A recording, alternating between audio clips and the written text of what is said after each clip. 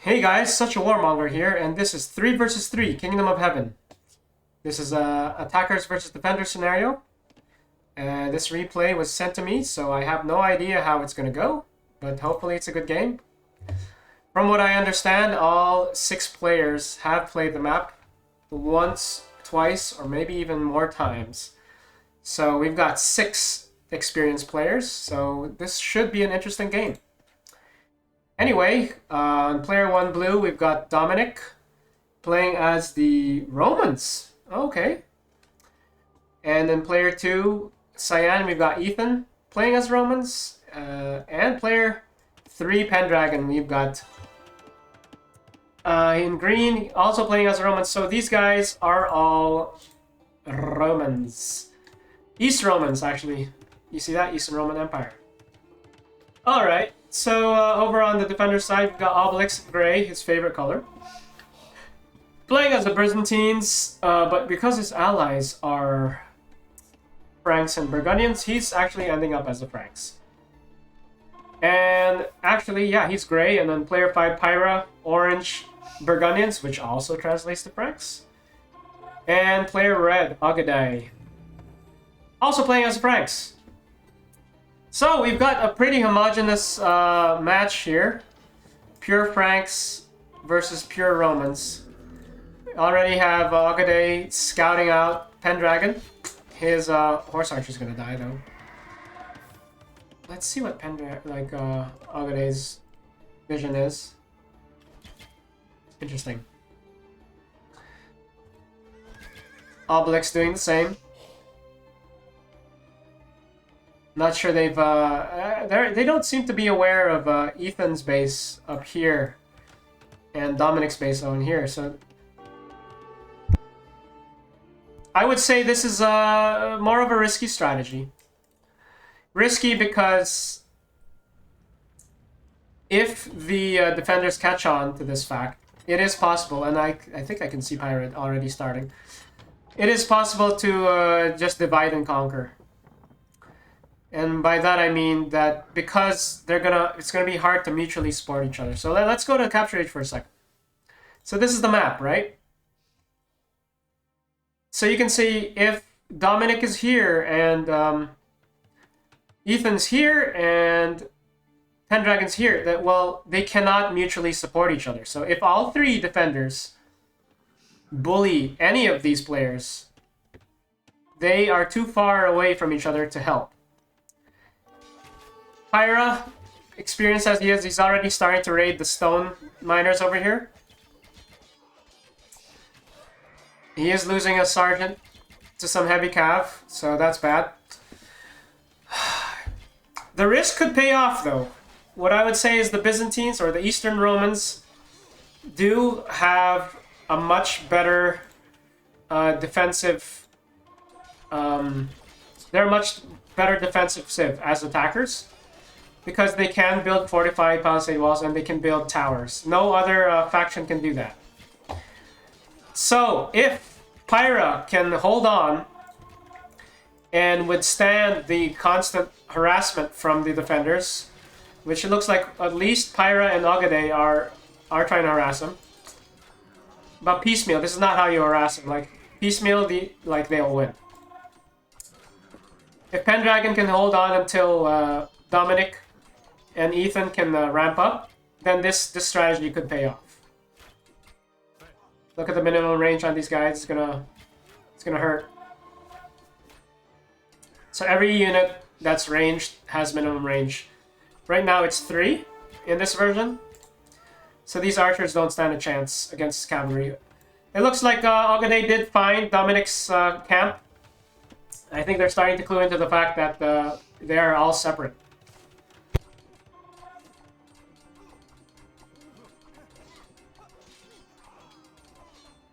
Let's see if the defenders take advantage of this or just allow this to happen. My personal opinion, it would be a mistake to let this happen unpunished. I think the defenders should punish this either by killing Dominik, Ethan, or PendragoN. I would say it's the easiest person to kill would be PendragoN because he's in a more open position. If all 3 players just attack before Ethan can ramp up and Dominik can ramp up and support him, then they might do a reset. It'll be a good reset. Now PendragoN is wasting some of his elite cavalry, this is a big mistake. Even though he's getting a lot of good kills, but these are just levy units. So he's exchanging elite units with levy units, and I think he's starting to realize that. And he's going to try to find a way out, but the city's too big. The way out is over here. That's too far. His men are going to die. So I guess he's just going to stand and fight. That's an unfortunate waste of heavy cav. Not worth it, in my opinion. Ogeday, sending some levy units to fight here. It's not going to work, because you've got some Varangians. Varangian Guard, and a lot of really good units, actually, protecting his camp. I really think PendragoN is the right target and not Dominik, because this is a very defensible position. Just build a few gates here, wall up this back, which he's doing, and you're golden. It's a very hard position to harass, and I think that's why Dominik has played in this position many times. Alright. Meanwhile, Dominik has sent a sneak cart here, but without any villagers to use it. Ogeday sending feelers out. I'm not sure if this is just a... Oh, wow. What is this about? Interesting. This might be AI being stupid. I don't think this is on purpose. If it is, then that's a very interesting strat. Ethan is starting to ramp up. You've got 3 siege towers full of men, hopefully.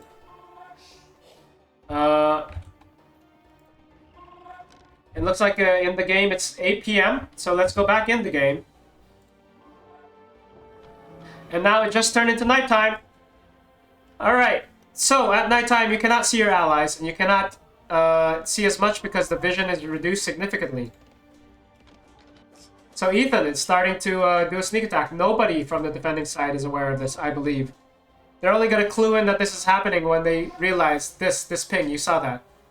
So let's see if Obelix reacts to that at all, or if he just lets it happen. Obelix sent a scout, made sure PendragoN is still there, and he is. Now Obelix is not reacting to this at all. Now I'm not even sure he realizes this, that these guys are here. But now they've captured the East Tower also. Northeast Tower is being attacked by the attackers. Obelix still not responding at all. Still has men kind of spread out everywhere. This is a mistake. I don't believe he's commanding these men to do something. I actually believe... Oh, well, yes. Now he's aware. Too little, too late, maybe? We'll see.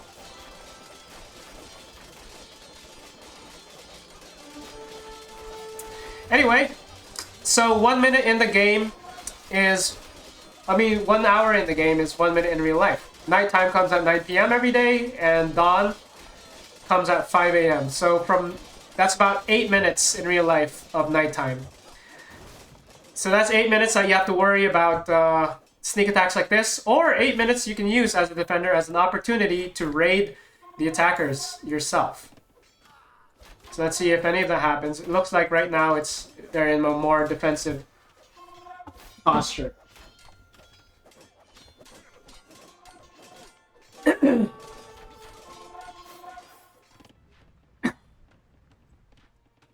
I didn't really talk about the whole point of the game too much, so let's just remember that it's nighttime and switch back to Captured Age. So this is the map. The whole point is attackers have 45 minutes to bring morale down to 0 without losing their own morale and down to 0. So both the attackers and defenders start with 100% morale, and they have to try to win. So the attackers can bring defender morale down to 0 by capturing points or winning engagements. Now the most important points to capture, because everything can be captured, that you see a flag. So you can already see that these towers were captured because they had 15 men inside the capture zone without enemy units in the same zone. That's how captures happen. Anyway, Pyra is sending reinforcements to shore up the defenses up here. Let's see if he can capture it back. I'm not sure this is enough men. And now more reinforcements are pouring in. So anyway, you can damage defender morale by capturing these points. It doesn't do as much damage, but it is something. Gates are included. Posterns like this are included. But the most important points... Oh, looks like Ogeday is coming in from behind with some Flemish militia and heavy knights. This is good.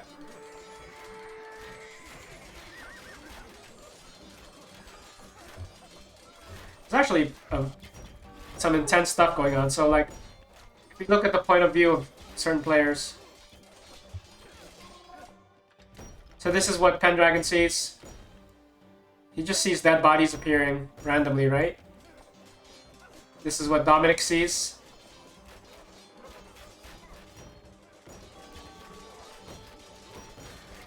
Who is this? This is Ethan? This is what Ethan sees? Let's have a good battle here. This is what Obelix sees. Anyway, just remember it's still nighttime. It can be a little disorienting, so not everyone likes nighttime. It's just a reality of the game, though. Obelix has recaptured these points, so they are stabilizing up here in the north. In fact, Pyra is pushing out. This might be the first time they realize... Actually, let's take a look at this again. So, yeah, they do know that the base is up here. Dominik sending a large force. Not sure what the point of this is, though. It looks like it's just throwing men away. Because there's not really any siege support. Well, maybe he just wants to clear this.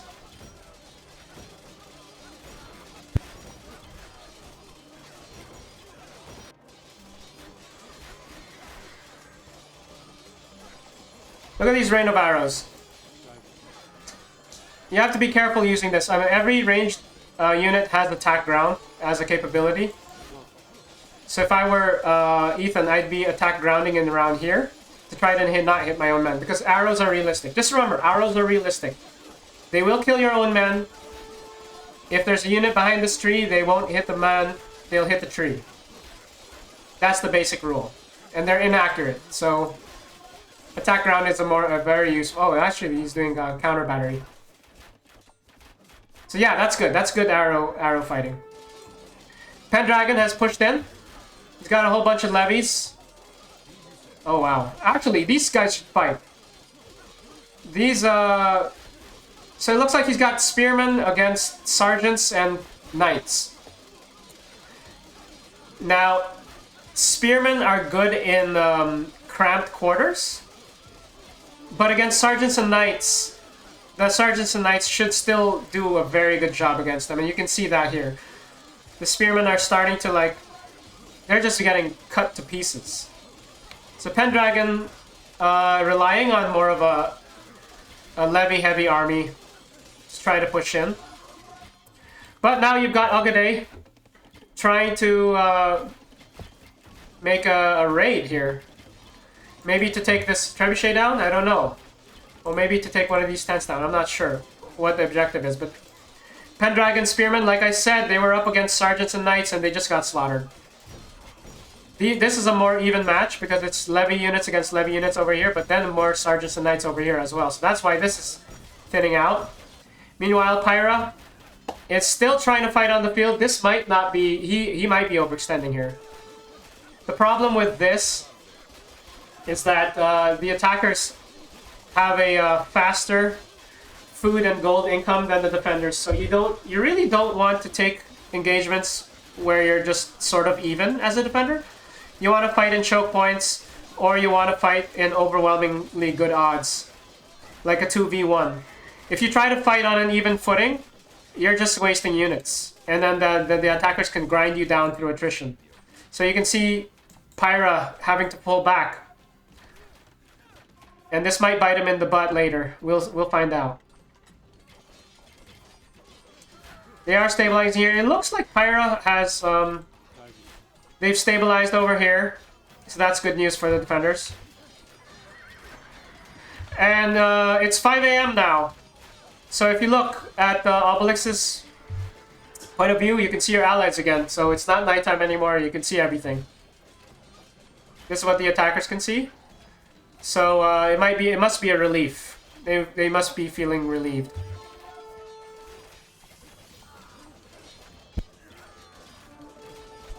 Looks like PendragoN is making a push to capture Tancred's Tower. This is a good move. What Obelix needs to do is he needs at least one unit here to block, and this is what he's doing, so that's the correct move. Now Pyra's men are going to get slaughtered because it looks like it's just mostly made of levy units. And Obelix has a mix of knights and sergeants here, so they're just going to win outright right here. Dominik is still sending men without siege support. I'm not sure what the strategy is here from Dominik. I guess he's making mangonels to try to make a push. Some stray units over here. We've just got the archers versus archers over here. Ethan has slowed down his attack. I'm not sure what the strategy is here. He should make a siege as well.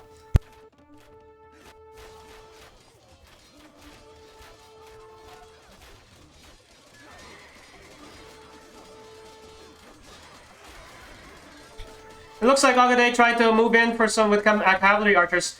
These units are better suited instead of fighting the army. You can fight the army if it's mostly infantry, but with cavalry you pull back. These guys should really be trying to raid important buildings like these tents. But actually, to be honest, they're drawing a lot of the attention of Dominik, and now his heavy cavalry, instead of being in the fight supporting this attack, they're just chasing cavalry archers, and these guys are pretty fast. Now, unfortunately for the cavalry archers, they are accompanied by light cavalry. Dominik's light cavalry should make short work of them because they are the fastest units in the game. You got Pyra here, still at a archer fight over here. Ethan should be winning this fight because he's got his men on spread formation. This does better than this tight formation used by Pyra. Like I said, the archers are inaccurate. So it really helps being on spread formation.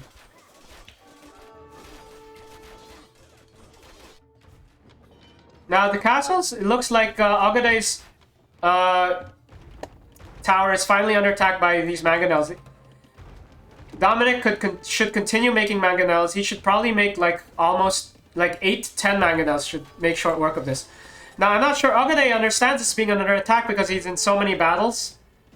But if they don't take care of this castle, this keep is going to go down.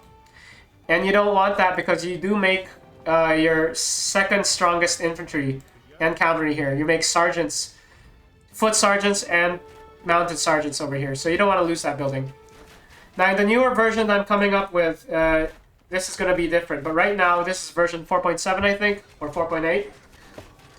And yeah, you can destroy this, so you don't want to lose that.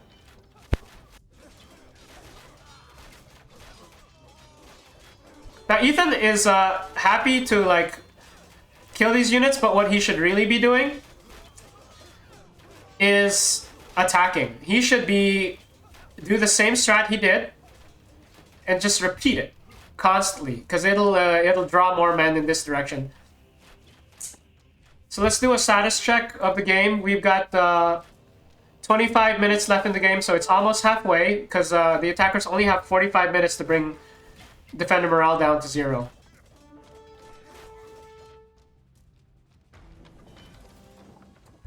So there's 25 minutes left in the game. Attacker morale is at 91%. Defender morale is at 100%. So not really much has happened. The attackers need to push harder. They're not really doing a lot of morale damage here. So since the game has slowed down a bit, even though it's daytime, the way you take down defender morale is capture points. So this doesn't give you much morale damage, these little points. What you really want to capture are the big ones. So this is the Dome of the Rock. That's minus 15% morale and 1 morale damage every few seconds. Same with this, minus 15% morale, 1 morale damage every few seconds. But the defenders do lose their production buildings in this area. So super important point right here. Now this is the Church of the Holy Sepulchre. This is minus 15% morale and 1% morale damage every few seconds. And then another super important point is this. Again, minus 15% morale, 1 morale damage every few seconds, and you lose production buildings again. Now, this and this, these are the most important points, because not only do you have morale damage, production buildings, but also, if you lose these points, there's only 3 points or zones that give you food and gold as a defender. It's this, the Al-Aqsa Mosque, this, the Syrian Exchange, and this. So if you lose 1/3 of your income, that's a big blow.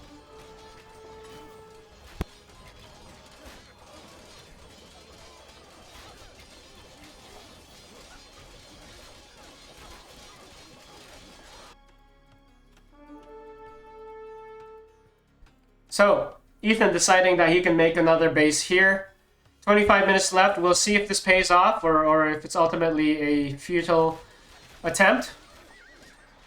If PendragoN keeps pushing in the same area, that this is just gonna keep not working. And in fact, I don't know, like, he really needs to make mangonels or trebuchets.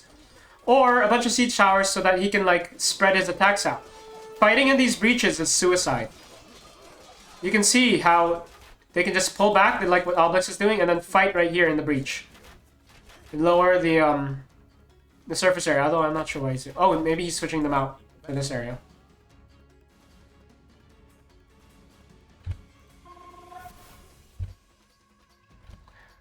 Interesting. I think Capture Age has crashed, so let's go back into in-game. Alright. So, we've got PendragoN pushing in. You can see the defenders hardly have any morale damage at all.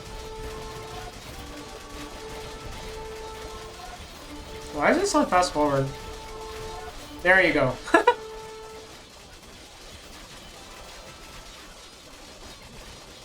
Dominik is starting to try to do a sneak attack over here. This is a good move. But what he needs to do if he's gonna... This is gonna... Oh, there you go. I guess the plan is for Ethan to support him. So this is a good move. Although he needs to move these men so that they can be dropped off. So look at this point. Oh, it looks like they're finally starting to repair this building. Oh, actually, it's destroyed.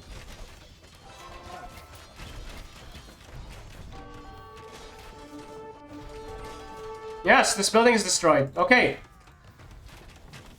So Dominik was able to take down one of the keeps. Meanwhile, they're starting to capture these points.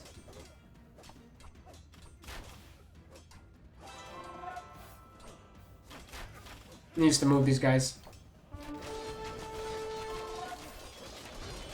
Zion Gate has been destroyed. It looks like Dominik had a spy over here. And he saw that this was an undefended point. And now they're really starting to gain some momentum. So they captured Zion Gate. They need to capture this point. I don't know what the hell is going on here. It's bugging me. So this is good. This is a good move. So they're starting to... They captured Zion Gate. They destroyed it. PendragoN is still pushing in. Pure levy at this point. Let's take a look at his economy.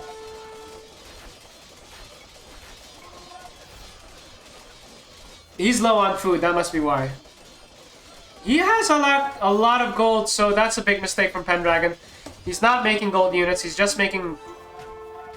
Same with Ethan, actually. He's making pure levy. That's a big mistake. Oh, they finally captured this bottom right tower. But now Ogeday with a huge number of heavy knights. They're going to make short work of all of these archers are going to die. Maybe even these mangonels. Most likely, actually, I'm calling it now. You're going to kill these mangonels. It's just 3 PM in the afternoon. Wow, this was a really good sally from Ogeday. Just massacring all of these ranged units with no support. No spearmen, no heavy cavalry here. He might even push into this... I don't know if he can see... If he's aware of this... No, he can't see it, so I'm not sure he will. But now with those heavy knights outside the city, this bottom right area is starting to like cause some distraction. Now the defenders are going to be spread thin. They should capture this tower as well. Obelix is so focused on defending this. What he needs to do is send a lot of his elite units out, because I don't think PendragoN has any more gas in him.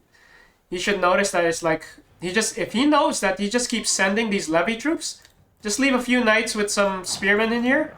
Oh, wow. Okay. Then Obelix can protect this area. Let's see if Obelix reacts to the loss of the Church of the Holy Sepulchre. This is a huge mistake. So like I said, it's 15% morale with 1% morale damage every few seconds. So this is going to start going down. 18 minutes might not be enough to bring it down to 0. So what the attackers need to do is they need to start attacking more of these points. Like they need to capture the Syrian exchange. Actually, I think it will happen.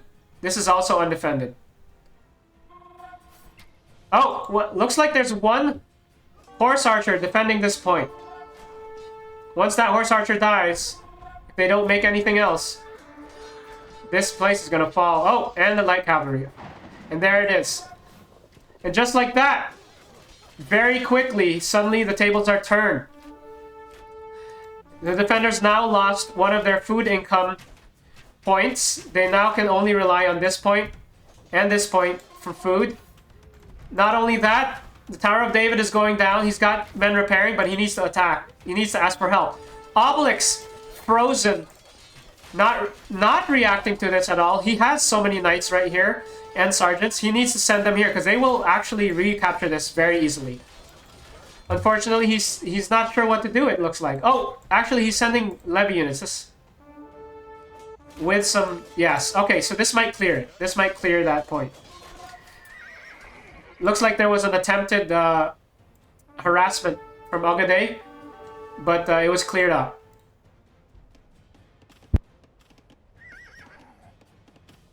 Ogeday just losing a bunch of mule carts, which don't really do anything, so it's fine.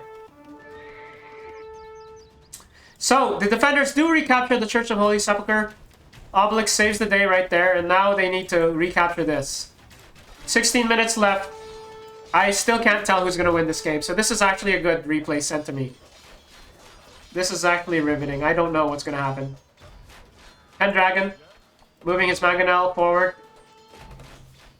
It has 45 range. At this point, I would actually use it to kill elite units, because it can one-shot them. Like, if you had 8 to 10 mangonels here, it would make short work of like these really expensive units.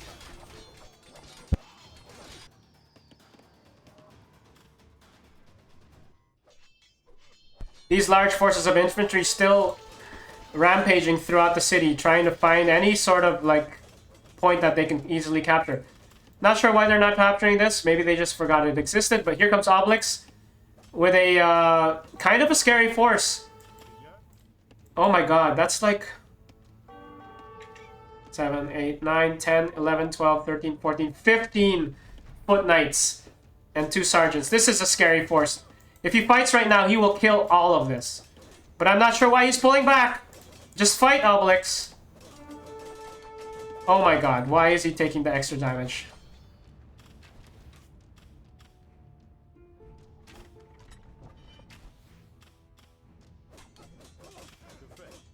Ogeday also pulling back. Not sure why.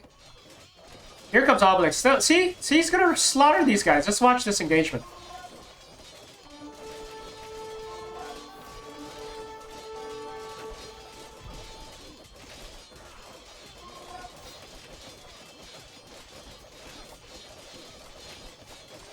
I'm not sure he lost a single knight there, to be honest. 1, 2, 3, 4, 5, 6, 7, 8, 9, 10, 11, 12, 13, 14. Oh, he lost 1 knight.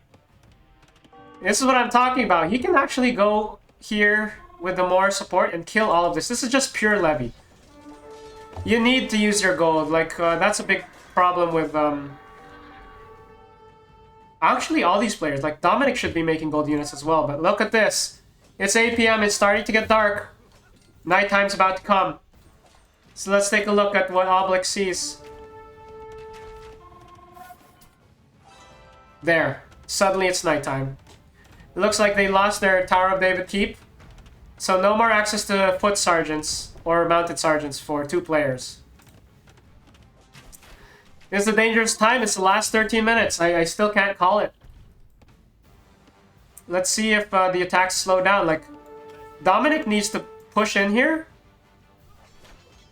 Maybe hold on to this. He needs to actually, like, some of them need to make some cavalry. If they had cavalry, they could run amok. Capture this, run around and capture this, run around and capture this. Like, these add up. If you just leave these unprotected, they can add up the defender morale damage. At this point, I'm actually afraid for the... Oh, actually, wow. That's 6 mangonels. So yeah, this can add up. I'm not sure it'll be enough. I still can't call it because the defenders are gaining the morale back.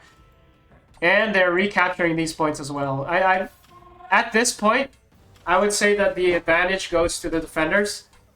The attackers aren't doing enough to try to distract the defenders. They don't have enough cavalry. All they're doing is trying to slow down defender food and income. But the defenders actually have a good... Well, at least Obelix has a good food and gold storage. If we look at Obelix, he's also at 179 pop, so he's got quite a healthy army still. And Ethan, continuously sending men to fight. Levy units. Obelix, once again, he should really fight here. I think he's too afraid to make engagements, but he should realize that these Skutatos, they're not elite units, they're just Levy. I'm not sure he realizes that. I'll have to talk to him about that later on. But Dominik holding on to Syrian exchange. This is not... 35%. Where did that come from? Defenders are losing morale. I'm not sure where this is coming from, actually. Oh, I know what it is. They lost the last keep. That was 10% morale damage. So maybe... I don't know what the strat is now. These guys should still keep firing at something. Maybe, like... work at this gate, because that's a little more morale damage. You know? These things work at this gate, that's more morale damage. But I still, even with the defenders at 35% morale, I'm still predicting that they can pull this off. Look at that minimum range come into play. These guys are they're dead.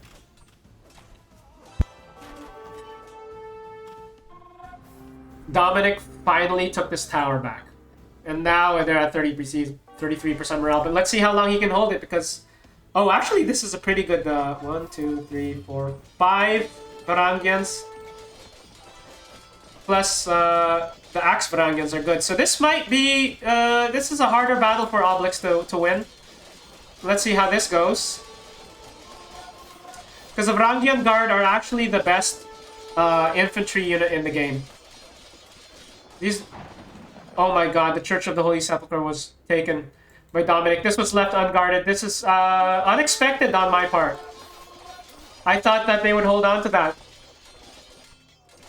It looks like the Teutonic Knights are able to take it back.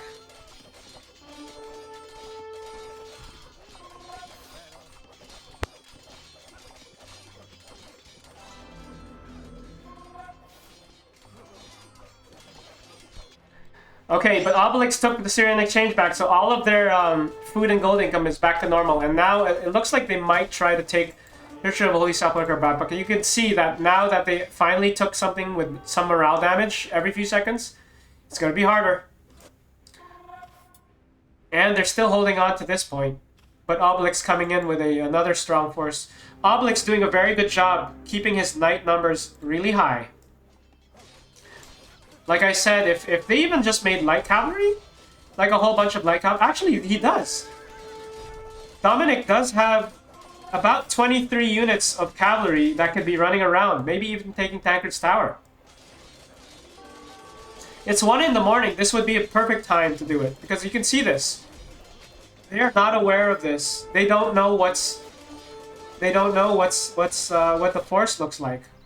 In fact, Ogeday kind of... Oh, he wants to raid. Okay, I see.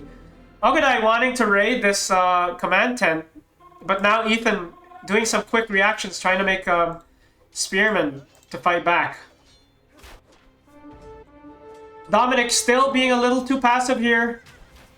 He should probably just, yeah, like I keep saying, capture these points. These are not protected. There shouldn't be any reason to think they would be.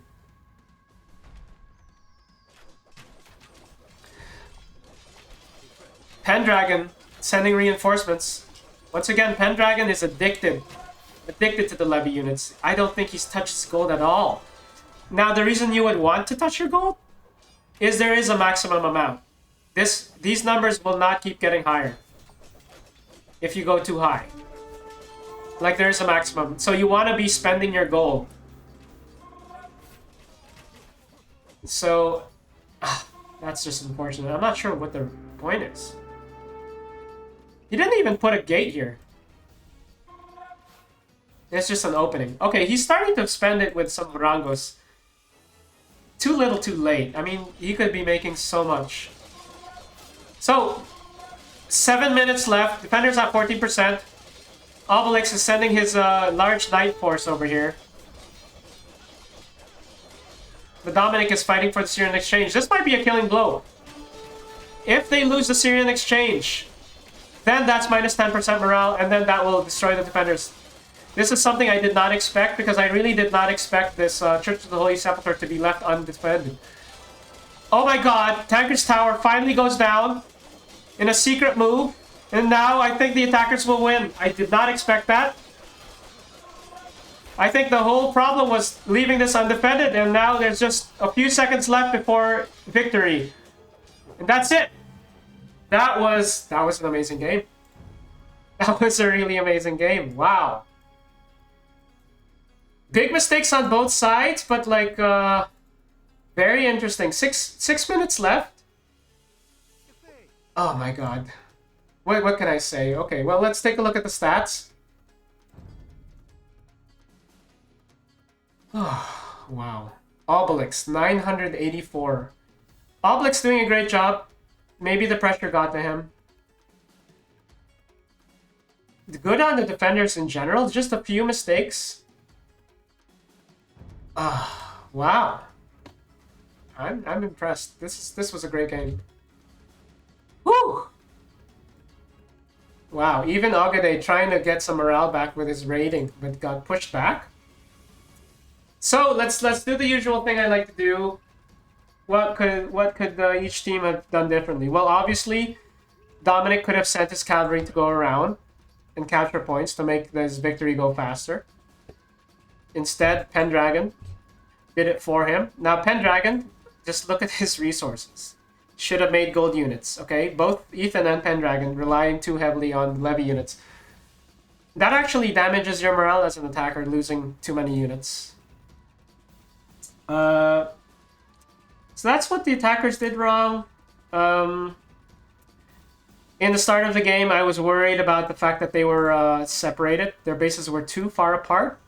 Now let's go to the defender side. What could they have done differently? Well, start of the game, once they realized that the defender bases are very far apart, they could have bullied. They could have... This is a hard base to bully because it's so far from your production buildings. So defender production buildings are here. Here. You know, with the Syrian exchange. And here. So, like, the easiest bases to bully is anything, if you follow my cursor, anything on this line is easy to fight back, just because of how close they are to the production buildings. So, like, anything all the way here, anything over here, easy to bully, easy to bully, easy to fight back. Actually, right here. Once you get to this point, it's actually hard to fight anything that's built here because the gates are so far apart. There's one gate there, and then the next closest gate is over here. Okay, so I guess this wouldn't be a candidate to fight back, but this one definitely is. This one would also not be good to fight back because of, like I said earlier, the choke points, you see? Hard to fight. So they should have killed PendragoN. That's the first mistake. The next mistake was I saw Ogeday using his cavalry archers sort of willy-nilly. It didn't seem like he had a real plan. Maybe he was expecting more trebuchets and mangonels, and there just weren't any. The attackers this game were relying more on battering rams and siege towers, which is a viable strat, and obviously it worked. And then later in the game, they switched. They did a tech switch into mangonels, which really worked because they were able to take these castles down. So another mistake from the defenders was not repairing the castles, not realizing that they were under attack in time. Because if you look at the stone, there was still stone that they could have given each other. So they still had time to hold on to these. And of course, if you lose a keep, each keep is 10% morale damage permanent. Permanent. I mean, like, obviously you could gain it back by raiding, but like if you kill this elite tent, you can gain 10% morale back to the defenders and damage attacker morale by 10%. This is 15% plus morale bleed. So, but like I said, this is hard to reach. This is really far, also hard to reach. So, like, yeah, kill this guy.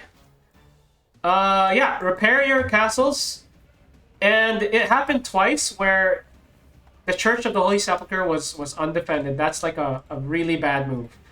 You gotta keep this protected. I mean, it's the only exposed major point.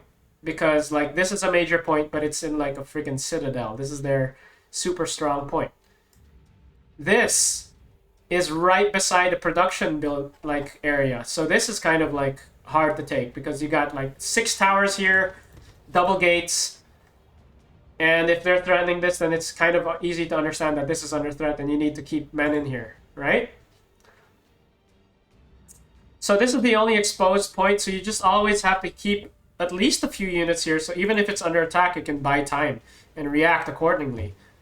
The Syrian exchange, yeah, losing that, you lose your food and gold income, and you lose access to your Syrian exchange and your market, which is bad, but it's not as important as this point. Oh, that was an excellent game. Let's go back to the stats just to double check. Yeah, Obelix was the hero. He really could have. I really believe that the defenders were going to win this if they just held on to that sepulcher. But great game, everybody. I hope you viewers had as much fun as I did because I didn't know what was going to happen. And hopefully see you in the next one.